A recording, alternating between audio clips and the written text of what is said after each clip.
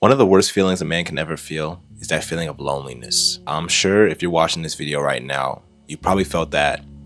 You have felt that, let's just be honest. And you're looking for a way to relieve that craving for connection. So I need you to understand this first thing. What you probably didn't know is that God's will for your life was not for you to be alone. And you might be thinking that he'll always have you in this position. But let me make something clear. If you've been praying for actual Christian, godly men to talk to, godly men to actually fellowship with, this video is for you. One thing I realized in my own life through experience was that loneliness was not about isolation. Because let's be honest, sometimes we feel that loneliness even when we're surrounded by people, even when we're surrounded by like crowds of people and we have a friend group we're in, right? But we somehow don't feel that connection with them. It feels like there's something off, right? A few years ago, I went through that period of my life and it was probably one of the most lonely periods of my life. Everywhere I went, all the friends I made, it always felt like there was something missing. It always felt like there was a part of the connection that wasn't there. And I don't know if you've been in that same position, but that feeling you get is so dreadful. It feels like you're never going to find a solid group of friends that actually care about you. In Genesis chapter 2 verses 18, it tells us that it is not good for a man to be alone. So that is not God's will for your life. Now, I will say this. There are some seasons where God will place you in a season of isolation to teach you certain things. And I made a video about that. You can check it out right here. But I realized that God uses loneliness to reveal idols within us. And this was prevalent in my own life. I'll tell you right now, when me and my ex-girlfriend broke up, like about a year and a half ago, right? That showed me so much about myself, that I was putting this woman above God. I was placing her in a more important position, and I was basically putting her on a pedestal. And it's very easy to do that sometimes. It's very easy to place people in our lives above God, because let's be honest, it's more comfortable than praying. It's more comfortable than actually going into your Bible and studying it. You get to talk to a tangible person. And I'm not saying relationships are bad. I'm just saying that it only becomes a problem when it becomes your idol. And it was my idol. And that's why God had to remove them from my life. And if God has removed somebody from your life as well, ask yourself this question. Was that person an idol? Was that person somebody I put above God? Did I enjoy speaking to them more than I enjoyed speaking to God? Did I talk to them more than I talked to God? And sometimes we're going to realize that, okay, this person, maybe he was an idol. Maybe she was an idol, right? So if you want to understand how God prepares you for godly friendships, please listen up, okay? You see, before God sends you that person, it could be a girlfriend, a wife, right? Or it could be just a friend group of godly men. He's going to prepare your heart posture. Because a lot of times we expect certain people to come into our lives when we are not the people that those people would be attracted to, right? To be friends with. Think about that for a second. Do the people that you want in your life, would they want you in their life? Let me say that one more time. Do the people that you want in your life want you in their life? If the answer is no, then find out why and make the necessary changes. Because I'm telling you right now, you need the character in order to sustain certain friendships, to sustain certain relationships. And this can also go for romantic relationships as well. Now, how do you build and find godly people to be friends with?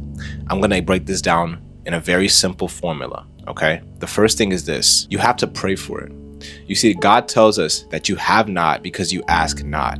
Sometimes all the things we want are on the other side of a simple prayer. God, I want a godly friend. I want somebody that can grow with me, that can help me to get closer to you, and that can help me to align myself with you. It's these simple prayers that will be effective. Because for me, I've met so many godly people. I've made so many godly friends because of this formula.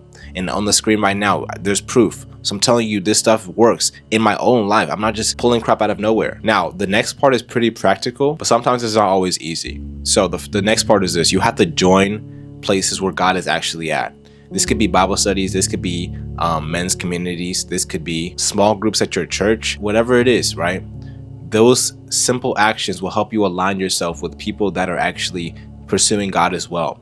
And it sounds so simple, but sometimes it's difficult because we have a hard time socializing and we feel that rejection. We're afraid of being rejected. But I'm telling you right now that you have to put yourself out there if you want to meet godly people. And by the way, I have a men's community down below. It's the top link in description. The Knights for Christ. I would love for you to be a part of it. As a man of God, you need men that are on the same journey as you. You need men that are breaking free from lust, conquering their purpose. If you're somebody who's struggling with lust, struggling with isolation, struggling with pornography, and you simply just need accountability, you simply just need people that will support you no matter what and help you to get back on your feet, you can join my community for free for 7 days. It's a 7-day free trial.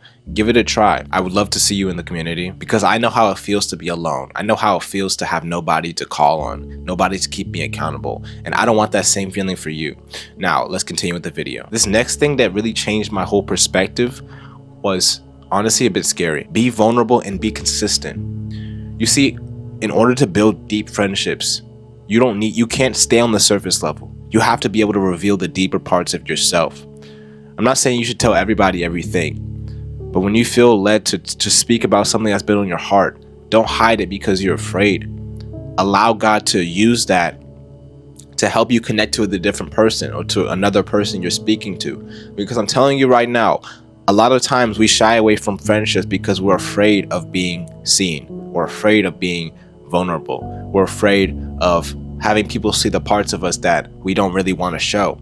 But that is exactly how to build the deeper friendships, because when you actually put yourself in that position, you actually allow yourself to build better friendships and actually have deeper connections. Let me make something clear, and this is the last point for you. You must be able to discern your circle. You see, sometimes there are people in our lives where we're cool with them, right? We're acquainted with them, but they're not meant to go with us where God is taking us. They're honestly just here for comfort. And I'm not saying they're bad people. You can still keep them around, but just make sure you're clear on, is this somebody I can let into my life on a deeper level? And there are other people that you can actually do that with, right? Those are the people God is bringing with you on your journey to success or your journey to a greater relationship with God. So if you're somebody who is still in that season of isolation, still in that season of loneliness, and you honestly feel like you have nobody, I want you to make this choice for yourself.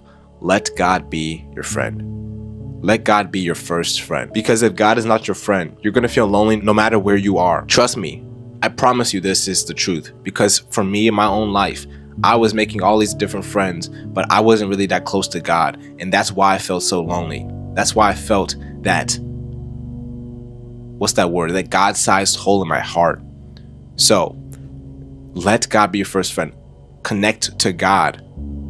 Fellowship with Him every single day. Pray. Do what you need to do. And allow that connection to build. And when you learn to be content with God's presence, you will attract people who are doing the same thing. And that's how you make godly friendships. So I hope this video really helped you. And I hope this video actually exposed that lie that you'll never have friends. Because you will. I'm telling you, you're going to have lots of godly friends, but you must do the work for yourself as well. You must do your part, okay? And once again, if you want to join my men's community, it's completely free for 7 days. Just give it a try. It can't hurt. If you don't like it, you can always leave. But I want you to be in there, and I want to see how much you can grow. So it's the top link in the description, and it's the Knights for Christ. But with that said, if you enjoyed this video, give it a like, give it a subscribe, and also share this video with 3 friends, because a lot of people are feeling lonely. A lot of people are honestly going through difficult seasons in their life. And for you to send them a video like this would make their day and help them to actually break off that lie of Satan as well. So with that said, be the Knight for Christ. I know you can be. Peace out.